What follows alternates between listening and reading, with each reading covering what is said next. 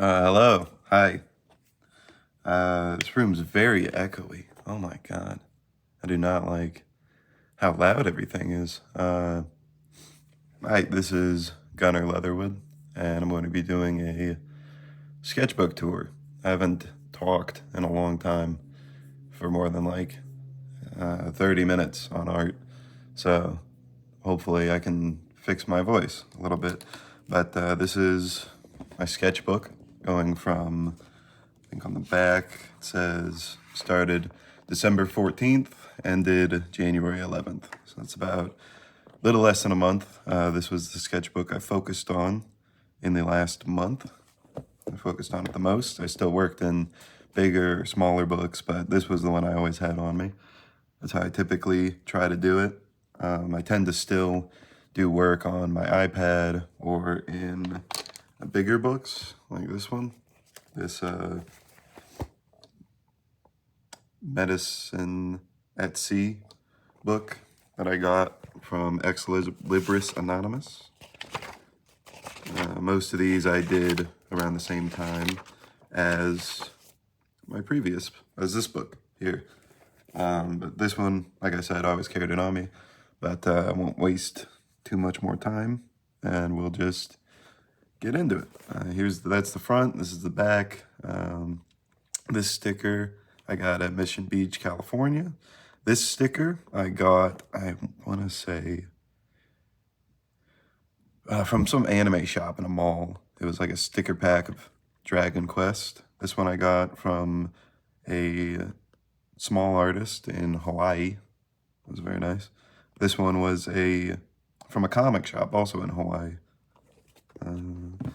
This California sticker I also got at Mission Beach. They're very small. I don't know what they're really, maybe for cars, but that's really small for a car. This one I got at the Hawaiian or Honolulu Museum of Art. These bamboo or wooden type stickers I've also seen in Tillamook, the cheese factory in Oregon. They're very cool, and I like them, and they're very durable. Yeah, they won't break. This is a sticker that was made for me by a friend. Not years, what am I talking about? Earlier last year, I had a bunch of these made to go with orders of my book, Roni and Tony. This Pikachu I also got from that same artist who did the Bulbasaur. Yeah, that's Bulbasaur. California, same place in Mission Beach. And this Angel and Aki sticker I got in Washington, also from an anime store. They had a bunch of Chainsaw Man stickers. But I'll start with this page. This page, when I had first started this book, it was January 14th, and I was flying back home from California to Washington to spend the holidays. And I started this sketch on the plane. It's something I don't do enough. It's going straight to ink with a fine liner and just kind of making whatever patterns or faces or shapes that I think that I want to draw in the moment and that I think look good. I started with this face, I believe, or my name is what I started with. And then I just slowly added bits and pieces, like this little circular thing here, the sandwich with a roach on it. There's a little demon inspired by Robert Pattinson in The Lighthouse, this guy. A little design work here, little man standing, Splatterhouse Rick. There's a turtle. And then this little comic sequence. I think I was, I read something. I read a comic on my phone, I think. But I forget what it was that made me inspired. I think it was just some Jim Woodring books that I had been reading at the time. It inspired me to make a little sequence comic. It's a little hard to read, but it's how you learn. You make bad comics. You make things that have good aspects to them, and you continue to build. You don't let a misstep or a poorly done comic hold you down. You just kind of work on it, you finish it, and you see what was good with it, what worked with it, and what you could work on better to make it more readable and appealing to you and to whatever viewer. But no, I like this page. The page was fun. This one, I started with a blue outline I wanted it to be the most basic face possible. Usually when I do start a sketchbook, especially these fancy moleskins, for a lot of people, the first page is really hard. And for me, the first page is really hard. So my usual go-to is to draw a very big face that takes up most of the page and is the dominant feature of the page, because it's easy, it's simple. Anybody can draw a face. So if you dominate that first page with just the most basic, straightforward, punchy, just it's a face, maybe with some text, maybe with a pattern around it, then you'll be able to just knock it out and keep moving forward, and that will be the opener. It's not quite the case, just because the inside cover is a little different, but these sketches are from somebody I met in Washington at the time. So this side is not mine, but I still like them very much. This is a sketch I did on the airplane. This is of the airplane, inspired very much by Ryan Otley's airplane sketches. He has a series, kind of a series he does, where he just sketches the inside of an airplane. Plenty of people have done it before and will do it after, but I think an airplane is a very ubiquitous image. Everybody, well, not everybody, a lot of people have been on airplanes, and so if somebody sees the interior of an airplane, and they can immediately be like, oh, that's the inside of an air. I've been there. I can recognize that. And so being able to render it in a way that's immediately recognizable, especially if it's a POV like this where it kind of wraps, it is immediately like it's very familiar, I think. And this was very fun to work on. If you're ever on an airplane, consider. I even used to do it when I was much less adept as I am now. But it's still very fun. It's a good way to test. Doing a POV sketch like this at any time is very fun. This page was really good. I did this after I had landed. And I wanted to get better at portrait sketching. So I thought, what better way to do that than to sketch people that I know? Either most of these people I know somewhat personally. It's Justin, Nothing But Lag. He's a YouTuber. I thought he just had a funny face and it popped up on my timeline. Ramon Villalobos, one of my greatest artistic inspirations, and one of the people that motivated me most when I was very young. Not that young, I was like 15, but he gave me words to kind of live by in a way, to just keep doing my stuff, not to try and become anyone else or to let another person's style override mine, just to kind of do what I want to do, draw what I wanted to draw, and eventually I would find an audience. Something like that. I didn't write it down, so I might forget it. Wi-Fi Failure, great artist on Twitter. Really good, very creative artist. I'm a big fan of theirs. Bailey, new poster too. Very pretty person, very good artist. I've drawn Bailey a handful of times, and every time I get better, and it's kind of like their face is a baseline, especially the hair of my improvement, because that kind of thing is very hard for me to draw. Billy, oh God, what am I forgetting his name? He's a comic collector, and he's been a supporter of mine, a follower of mine for quite a while. What? I'm sorry, Billy, if you watch this and I forgot your last name. Dan McDade, an artist who I've admired a lot over the past year or two, and somebody who's very much in the comic sphere. Really cool artist, and yeah, I like him a lot. He's a very fun guy. Ramon, another really good, very creative, very passionate comic artist. Jacoby Salcedo, personal friend of mine for years. Another great inspiration, like direct inspiration for me to even do comics. Almond Nut, something like that. Great artist, big fan of theirs.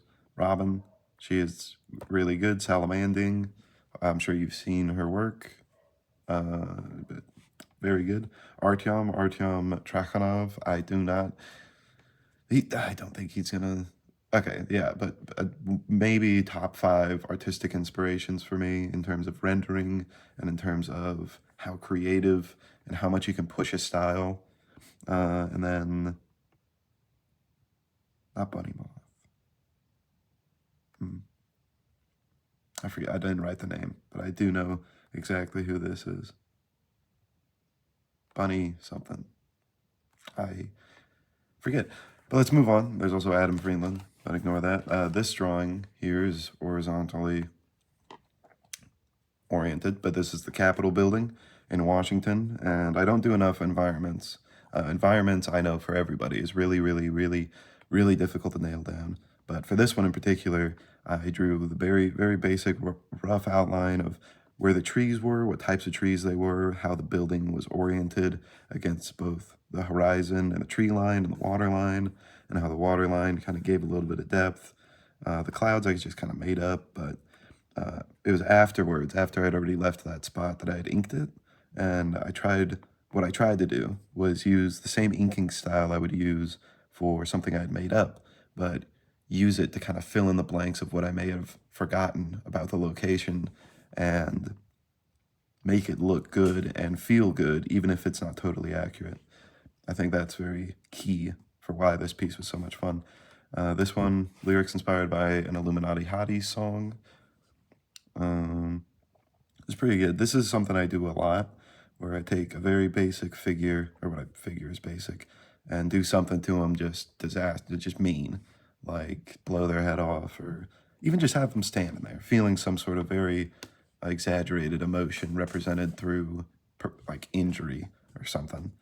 And then little lines here, the lines representing the trees in a kind of abstract way, and the lines on the ground. It's a way to add not even necessarily depth, but just detail and intrigue into a piece that's otherwise very simple. Always experiment with what kind of patterns you can use to portray a certain environment or feeling. Because I could have done various things for this. I could have left it blank. I could have just added little bits of vertical stippling around the sides, and I've done that before. And in this moment, I figured this kind of blank space in between this pattern added something interesting.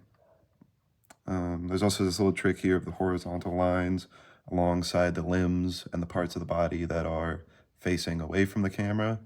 That kind of adds a certain level of depth, very simply, and I use that quite a bit. I quite like it. This one I drew in the car. This was my first use of two colors of colored pens. It's pretty fun. Again, this was me trying to not escape brush pens, but to try to better control my fine liners. Because brush pens are really fun. They're really easy. You can see with this piece on the side that you can do a lot with them very quickly. You can fill space with them much, much, much quicker than a fine liner.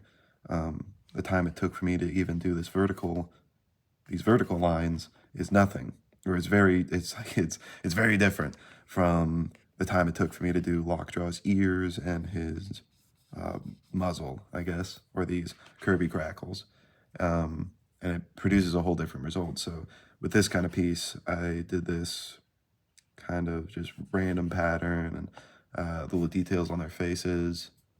And I did this thick outline just by repeatedly going over with the pen. I guess it's very simple that way. This one was inspired by Tom Scioli, I think that's how you say his name, drawing of the Fantastic 4.0.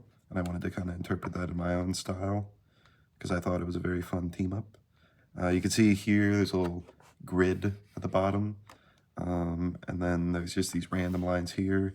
A way that I find to spice up a boring, not even necessarily boring, but just any sketchbook page is to introduce background elements and patterns that you don't use very often or want to try to interpret. Like in this one, there would have been a lot of negative space if I hadn't just done the random lines here. There's a bit of random line work here, and then there's these scribbles where it's I'm scribbling to kind of create, to fill it in like I would fill in a black.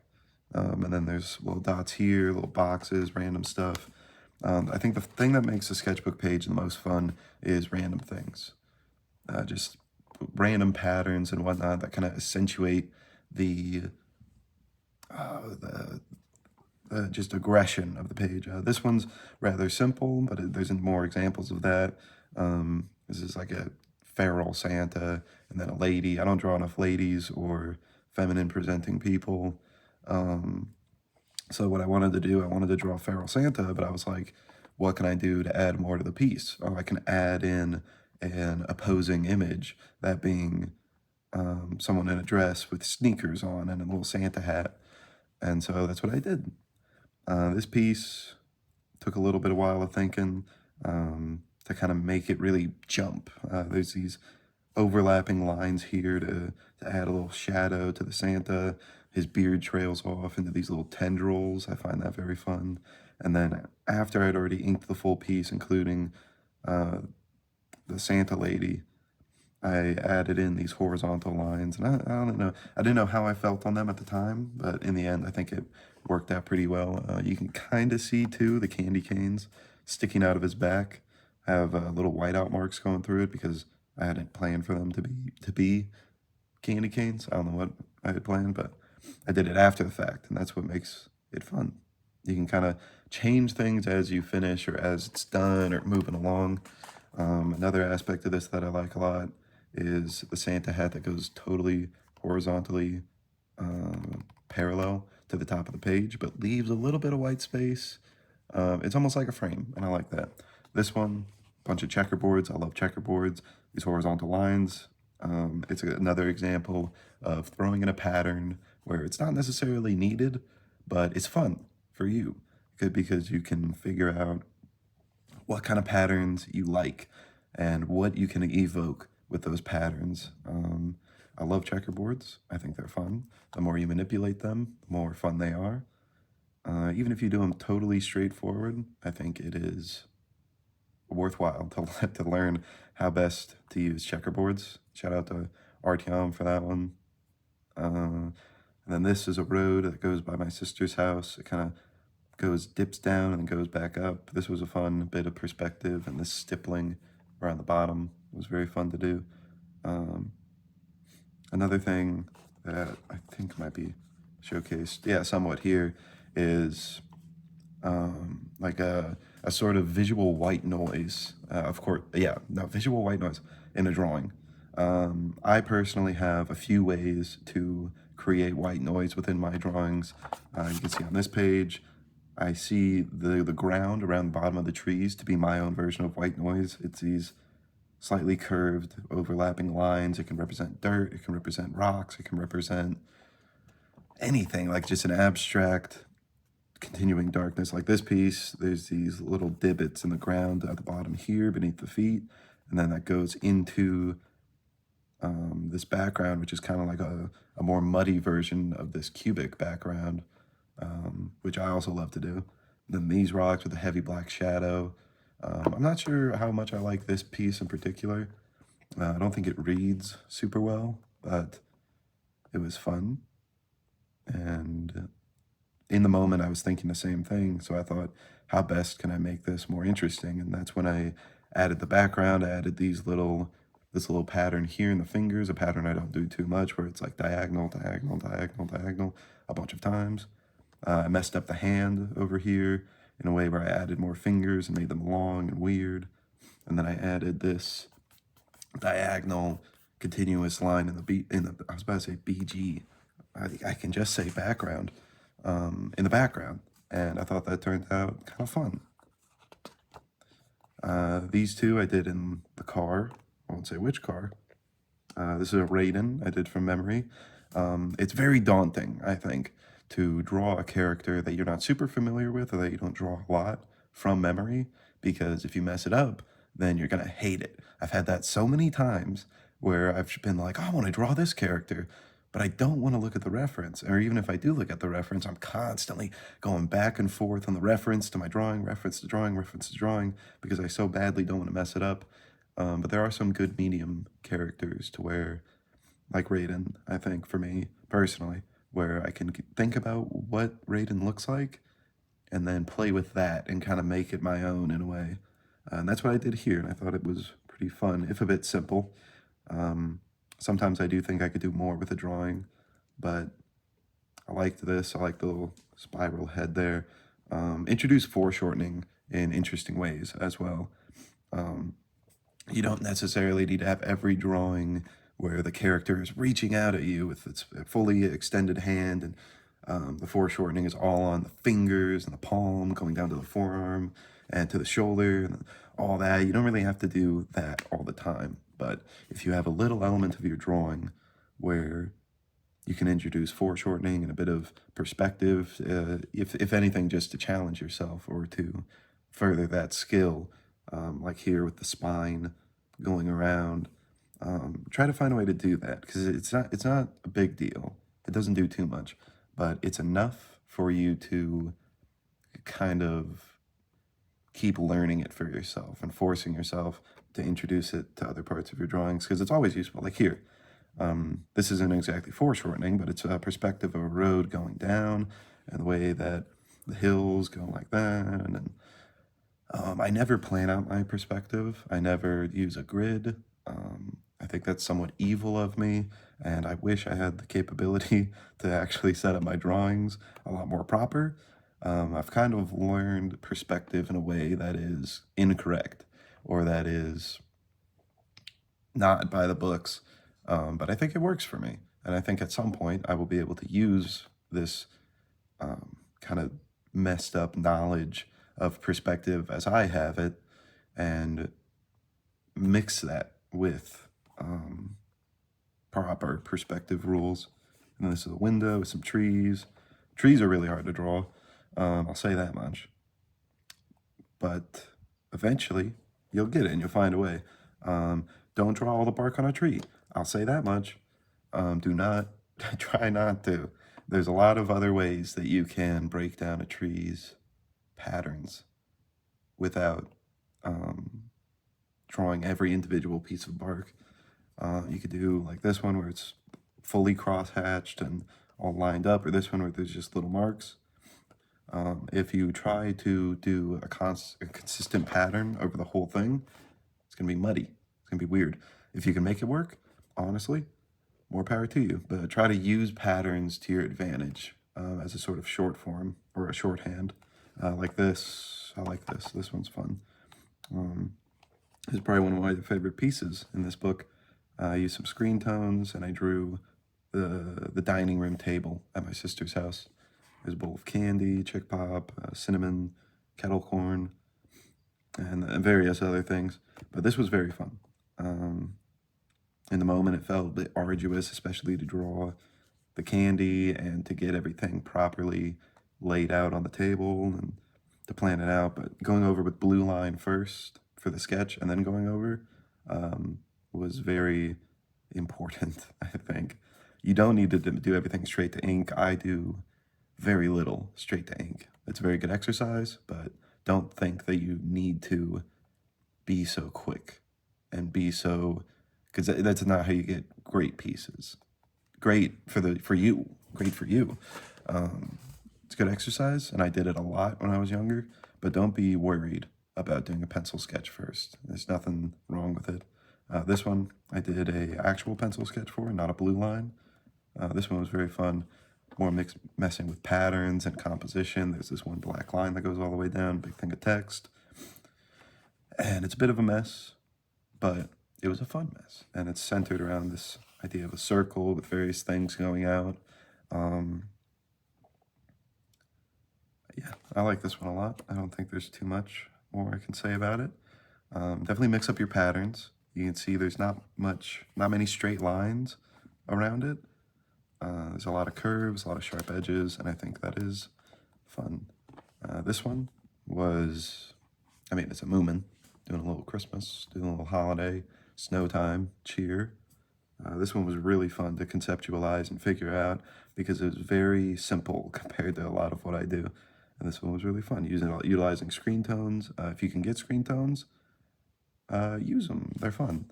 Use them where you can. If you can't get them, because almost no one can get them very easily, don't worry about it. Take it into Procreate, find some halftone brushes online, and just have fun with it. This Kratos, not too thrilled about it. I wasn't thrilled about it when I drew it.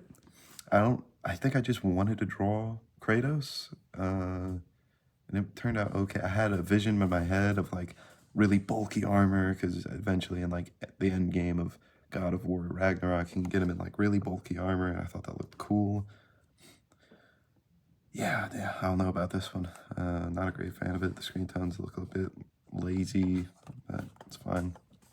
This was me doing 2 one-shot comics. This one was the first one I did, and turned out pretty good, I think. It was fun. It's doing these really simple ideas. These ones both, I did each panel penciled and then inked, and then pencil and ink this one, and then pencil and ink this one. It's a technique from Matt Lisnewski. That's how he does all of his comics. And I wouldn't say it's optimal for me, but it's very fun, and it's a way that you can kind of focus on each panel individually and not kind of rush to get to the next one, because you're like, oh, well, like I'm drawing this panel, but oh, I really like the look of this panel, so I'm gonna rush this one a little bit so I can do this one, so I can do this one. Makes you think more in the moment about each individual piece of the comic. Same with this one. This one was really fun. This is based on a real location that I was at the previous day, and yeah, I just kind of built it down and introduced little aspects of it. Not much to say on these. Backgrounds in comics, I've learned, are very fickle. They're very tough. Just like any background that you introduce to any piece. Too often, it's either too little or too much. If done right, it feels like a perfect medium, and that it complements the characters. Like for this one, there's this somewhat detailed background, and there's our character in the very middle. He's very small there. And then there's this zoom out from the back where you see a bit more of the cityscape, a bit more of the water, and then a zoom in where the background is totally gone, and there's these little patterns emphasizing the hit, and then the emphasis of the reaction here, introduction back of the background, and this background, there's less action going on, so it's more focused on the movement and traversal of the environment. And then here, same deal with a little bit extra patterns around this character. And then here, there's an elimination of the background again because it's a close-up, and it's more of an emphasis to draw the attention to the faces and the expressions, I guess. This is Portraits of Germa 985. This one was pretty fun. I did really enjoy it, even though byproduct is what I meant. The end page was, I shook the table with my knee. The end product was it's good, it's fun. I liked it. I liked working on the individual expressions. It was really hard to actually try and like get these right, but even though they're not all like perfect or great, I liked it. I moved on.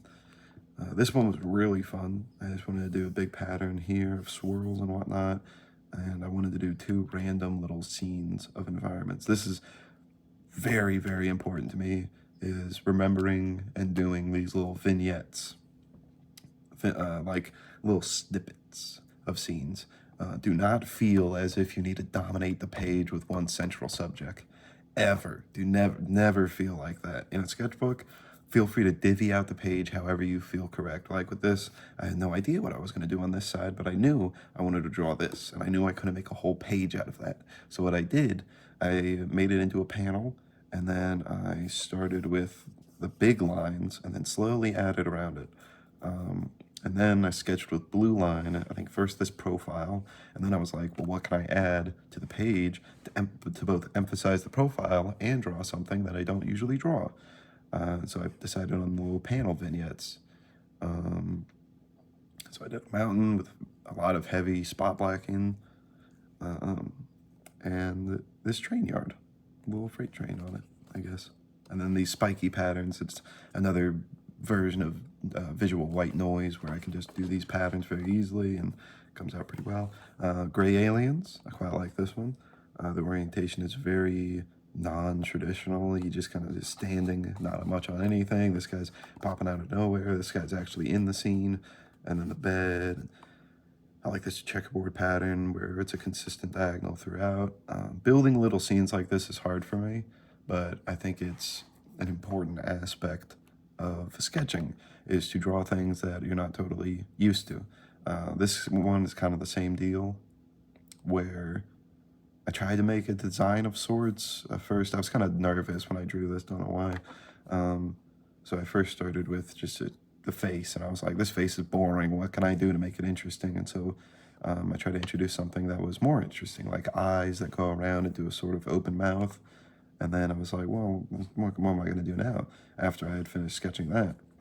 And so I decided to try to make it a character, add a text, and then not a huge fan of this page, but I like these spikes. I like the spikes on the other side. You don't have to like every page. That is a big key. And it's easier said than done because there are pages that I don't much like.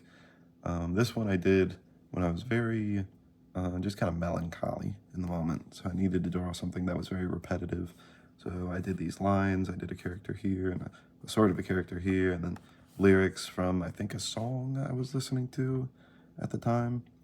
And even in this moment, I was trying to do something different to kind of learn. I used the negative space up here to emphasize the stripes here, made some of them darker. This one was all right. I feel like if I had thought it out more, I could have done more with it, but I moved on.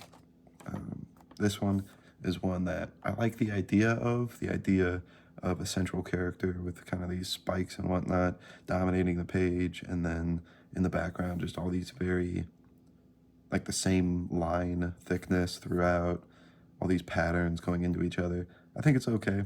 I feel like, again, I could have done more, so it's something I kind of moved on from, but that's what you learn. That's how you learn, and that's what a sketchbook's for. This is Christmas, a Christmas Krampus type deal, inspired by Luke Baker, my good friend Luke Baker on Twitter and Instagram. Kind of took their whole style of a cube with halftones in the background to emphasize the more stark figure in front of it. This one was fun, and I liked it. The good thing about learning visual white noise is that you're able to integrate it into your designs as well. A lot of how I do my quick little backgrounds for comics and whatnot, I use that similar style of shading to add these kinds of details to the face.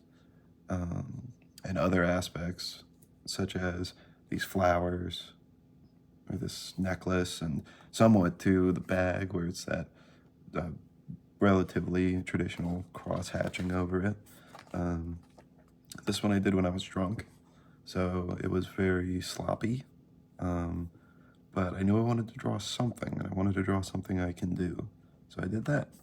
This one, I don't even know if I was slightly tipsy for it, but I drew this with a high concept in mind. I was very much like, I have an idea, and then I put it to paper, and I was eventually finished with it, and I thought it was okay. Yeah, sometimes the ideas you have are not going to pan out exactly how you plan them, and there's things that you think you're capable of doing and emotions that you're capable of expressing through art that you might not be able to properly do yet, but you can try, because no matter what, something's going to show through. Don't know what it is. Cave Light, this one I did while waiting for my tattoo. And this one was very fun. I went into it, no real idea. I started by doing this block, the framing device. I really like the framing here. I like taking certain elements out of the page, taking them out of the picture, kind of limiting yourself a little bit. And then I sketched it out on blue line. I knew I wanted a cave opening with a little curve here and the stalactites, I think. And then I just started inking it, going along with it, and it was pretty fun. There's more of that visual white noise in the background, a lot of it up here. The more you do it, I figure the better you're able to work in values, like how it goes up from the bottom here, or from the tip of the stalactites down, and blends into the spotted blacks. Same with cross hatching. You can see This is very simple, just two diagonal lines and a horizontal line, sorry, vertical line. But you do that in different amounts, and you're able to do a bit more detailed shading or more intricate. And these overlapping lines that I usually do, you can make them more spread apart. You can make them encompassing a kind of hole, like here, that you fill in, or like here. And then there's a bunch of white space there. Yeah, just don't be afraid to mix and match patterns. This one, I keep forgetting there's 2 pages at once. This one is a similar type of deal where it's a lot of patterns up here. This is what I think I was trying to do with this, where it's a figure dominating the page, and then a lot of patterns around the sides. In a bowling alley, this was my sister's idea. Someone with like a rucksack and a fancy suit. So I put them in a bowling alley, and I had the little text. This one was fun. I like this one. A little bit of perspective. Do that too. Just kind of like here, there's a little bit of perspective, more foreshortening here. Just add foreshortening in little ways. This sketch I did at a coffee shop with my friend Taylor. I was using their pens. And this is something that I don't usually sketch like this. It's another example of maybe how I used to sketch more often, just straight to ink with a fine liner, and a lot more scratchy, a lot more kind of messy and less composed. And I didn't like it when I had done it, but in retrospect, I like it quite a bit. And I got a really good reception online, so it shows what I know. But it was good, and I feel like I should do that more. I should care less. This one I did at the airport before my flight got canceled. This one was very emotionally driven, but it was positive. It was a positive feeling, inspired by the feelings I had felt when I was sketching this. Yeah, and this one was really fun. More values going in around the sides. This kind of vertical thin shading around the eyes I don't do very often, but I think it worked out pretty well. And the horizontal very thin shading. It's messing with different aspects of the drawing to add depth. Like you can see, there's both. It's more dense in this middle section, as well as there's more close together lines in the horizontal shading, and then that divvies out as it goes out. It gets bigger. There's a lot of ways that you can add depth and shading to a piece. I was on the plane before my flight got canceled, and I was drawing this feeling very anxious, and so I wrote, I'm afraid of this place, the blue mixed with dark forbids me from peace here. I was very not at peace in this moment, but very similar to the last POV drawing of a plane, except it's more zoomed in, and I like this one more, I think. It's a bit more personal. Yeah, I like this. And then the little vignette of whatever place this is, it's very undefined, but I still like it. This was me doing another straight to ink sketch. I had, again, divvied up the page. I didn't draw anything here, but I had drawn something here, and I was like, I don't think I can make the page very interesting if I just draw the legs and then draw the last of this shading. So I added a hand, and then eventually when I was leaving the airport, I sat down and drew people that were around the airport, and added an eye, and a bunch of sparkles, and added more to this guy. There's a lot you can do with cross-hatching, God knows. And I really don't know the half of it regarding that, but even with very somewhat simple stuff, if you do it enough, you're able to get very dark, you're able to get very light, and it's very fun to mess around with that, even if it doesn't totally work. Like, I don't totally like this guy and how he turned out, but it was fun. This one I did with the idea of making something more driven, with like a goal in mind.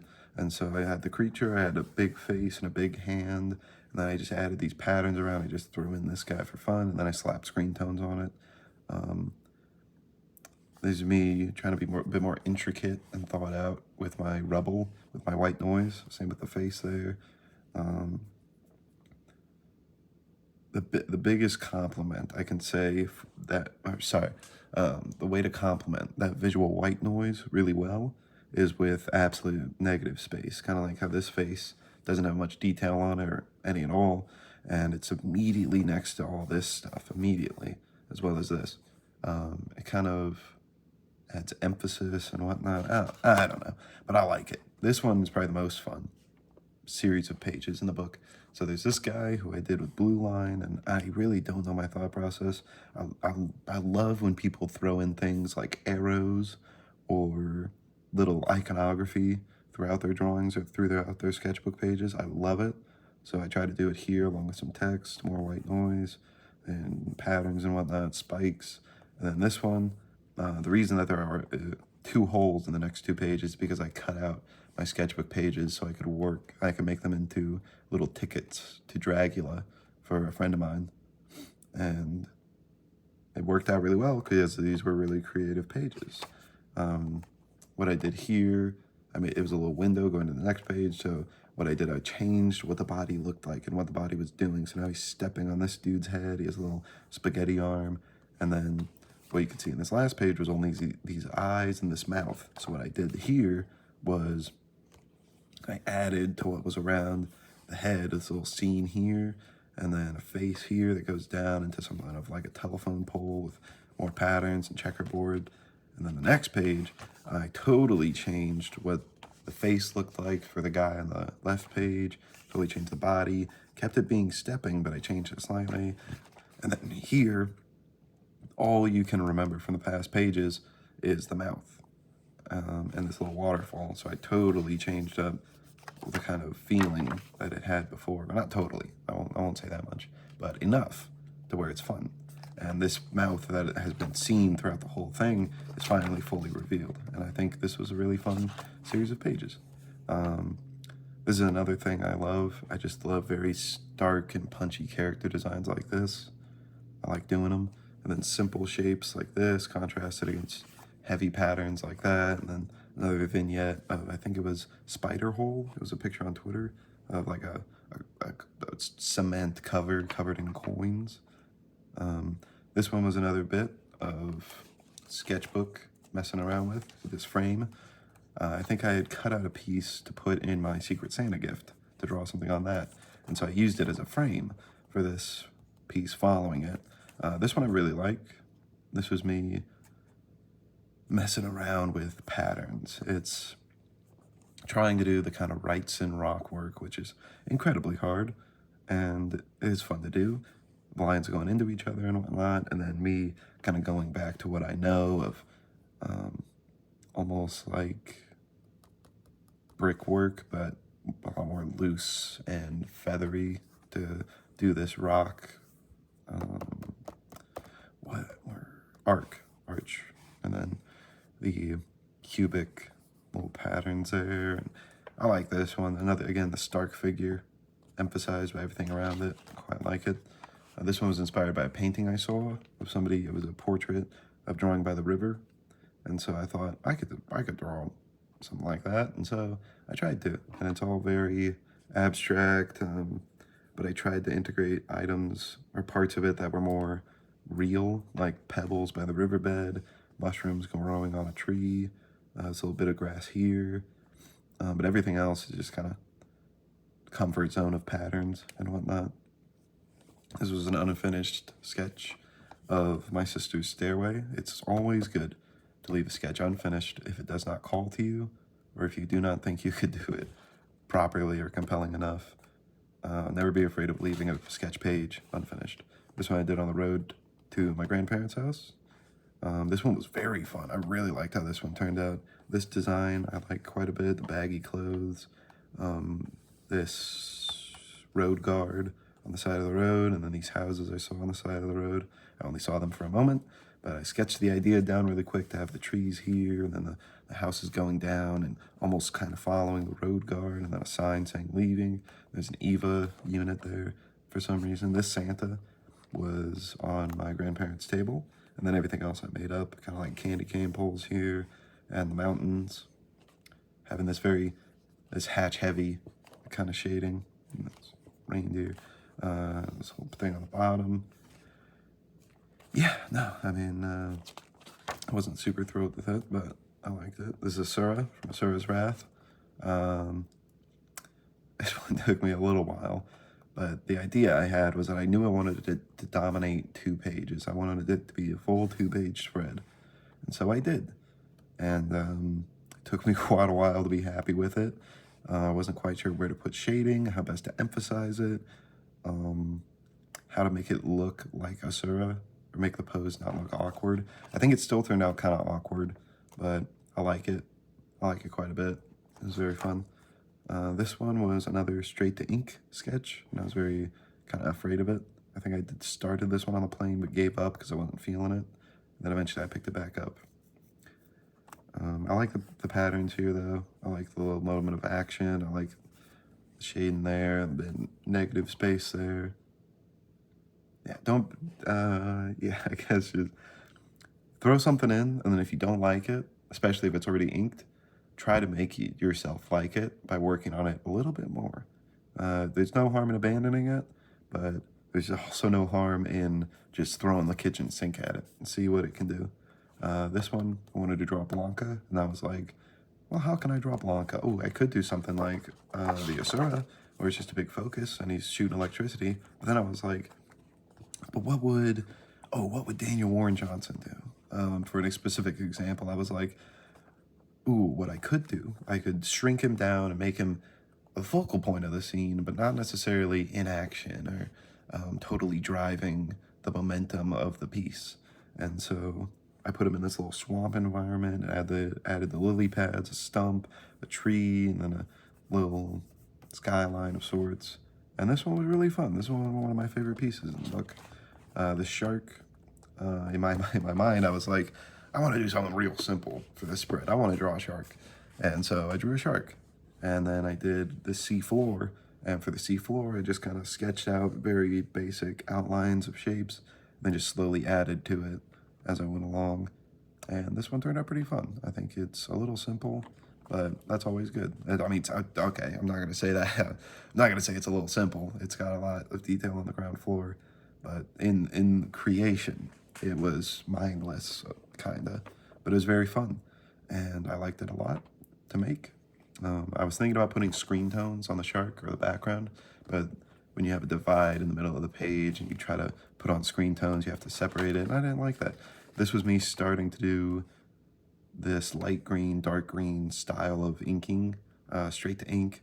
Just, it's very fun, and I really liked it, and so I kept doing it. This one I really like, the separation between the two characters, the white space around it. It's thinking. It's thinking a little bit more with your composition. It's being willing to accept a lack of used space for the sake of the composition. That's something I am terrible at. I am terrible at leaving negative space be negative space. Even here, I decided to eat up some of the corner with the same pattern that was down here, where I maybe shouldn't have. But I also left a little bit of white space at the bottom. That's good. This one I don't like. This is probably definitely my least favorite page. This used to be my least favorite page before I covered it up. I just don't, it doesn't drive me to understand it. I don't know. I had an idea, kind of, but it fell off.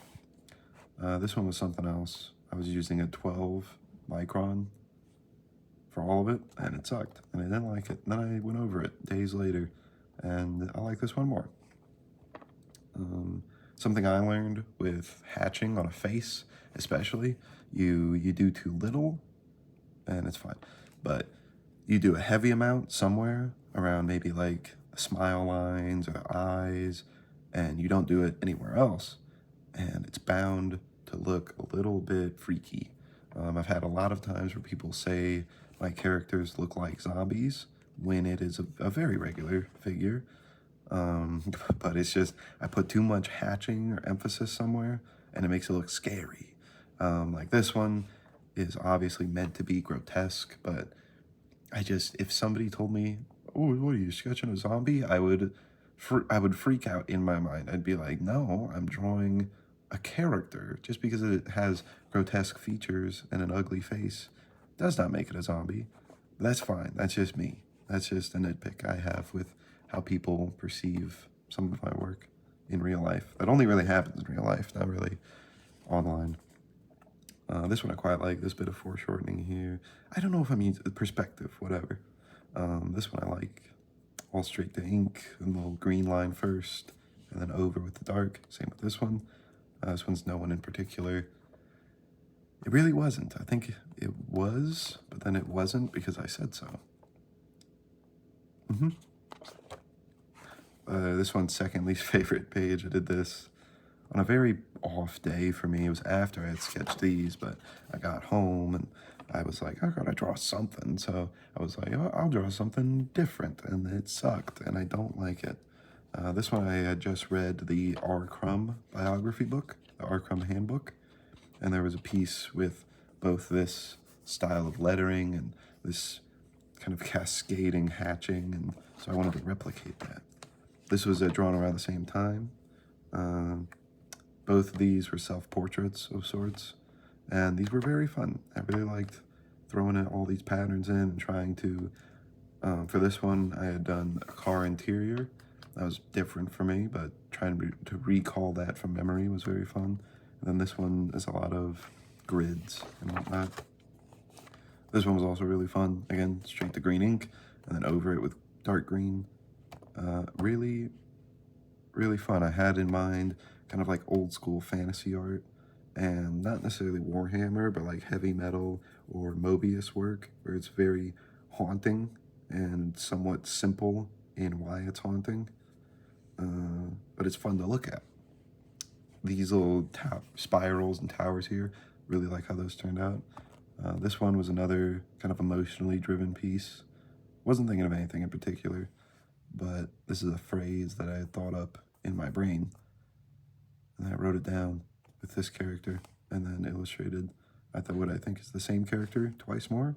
I had the little background, more visual white noise where it's somewhat coherent as like this tree line and then some hills maybe and a sky. This piece I really like. And this was the start of, I think this was day 3 of the 100 head challenge. And this was the start of it in this book. I quite like it. The way I did this was, again, it was clearly straight to green ink, then over with dark, but I was thinking somewhat of just expressions or what I would like to draw, because if you have 10 faces, you can draw a lot of expressions. So I had kind of basic, little guffawed, smiling, really angry, somewhat bored, or somewhat contemplative, dumb, martial law. These two were really fun, and another use of the light green with dark color over. There's so much you can do with that, like this one where the shading is so heavy, but since it's the light green against the blue, it is way less aggressive than it could be. Same with this one with the green and the red. Really like this style of shading where it's super heavy and you can kind of almost see the buildup around the really dark edges. Like that. The text too. Text is something that I love to see in sketchbooks or art pieces in general. If you feel like you're listening to a song and you want to put the lyrics down on the paper, do it in a cool way. Do it at all, and I think it will help the piece.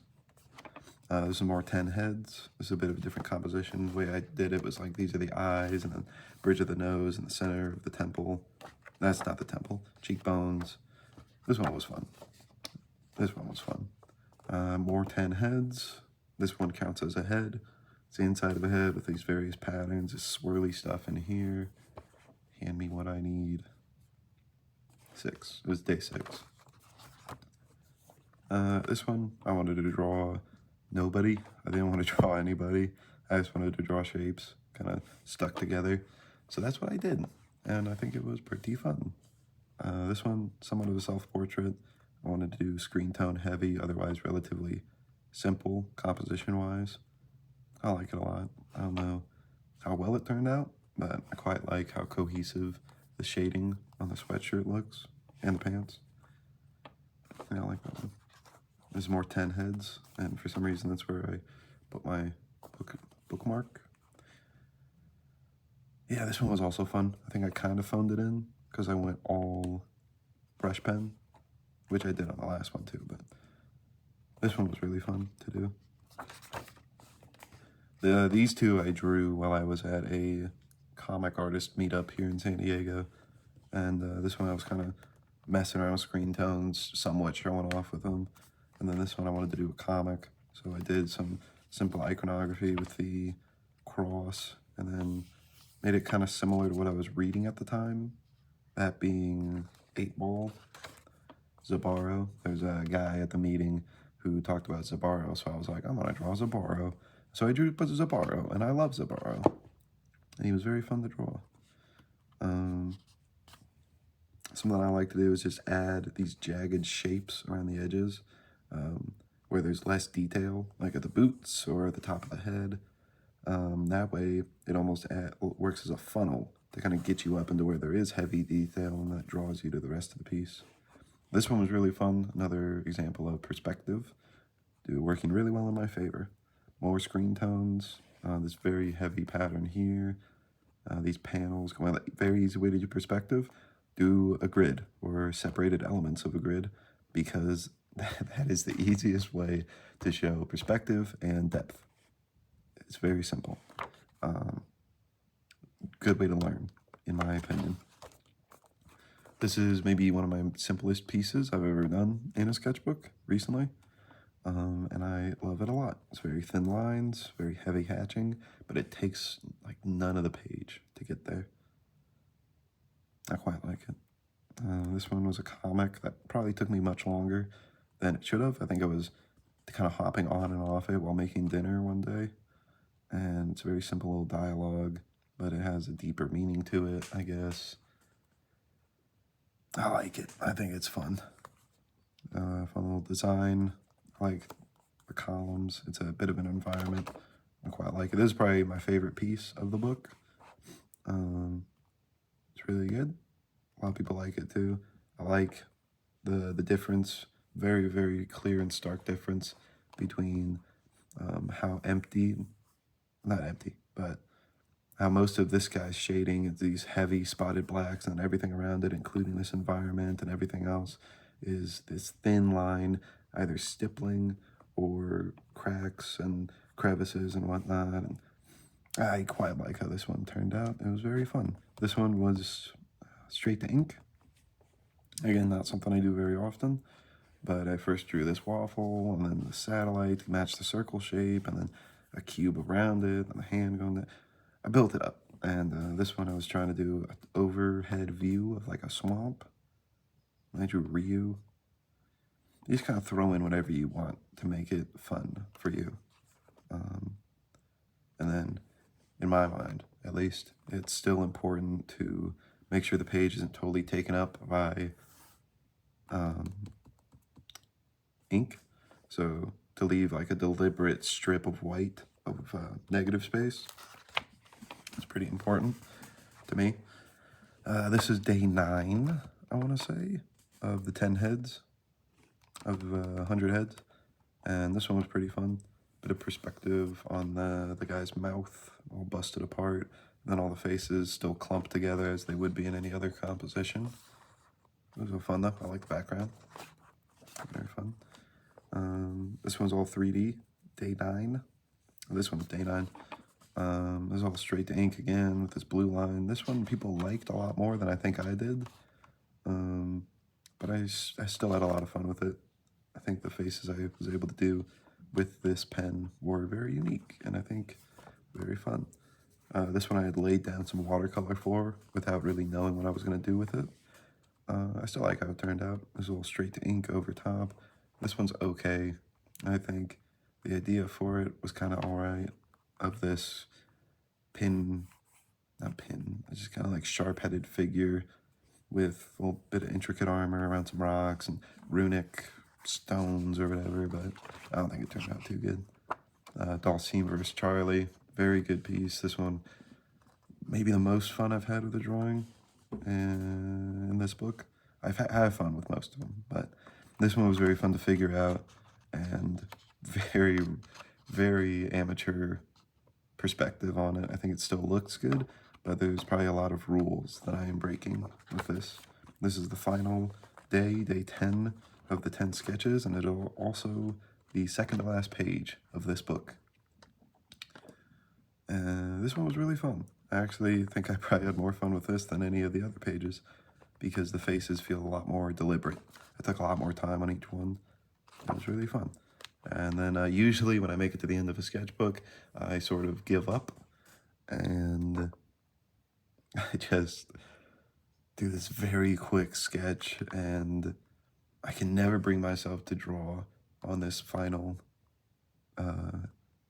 inside page. Rarely ever, because like by the time I'm done with this, I'm just like, I gotta move on. I can't, like, no, like there's no point to continuing to do that one. But I like this page. I think it's very good flow of conscious, and this video was an hour. So hopefully that's not too long. I might split it up into 2 different videos. I don't know, but tell me what you thought of it. Tell me in the comments if you think this format is worthwhile, if you want more of these, if you think they should be shorter.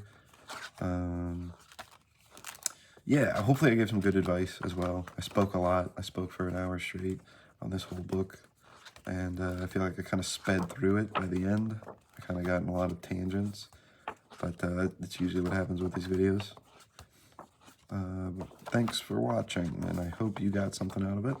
I know I had fun with it. And tell me if you would like another one, because I have other sketchbooks that I have finished that I haven't done a video on.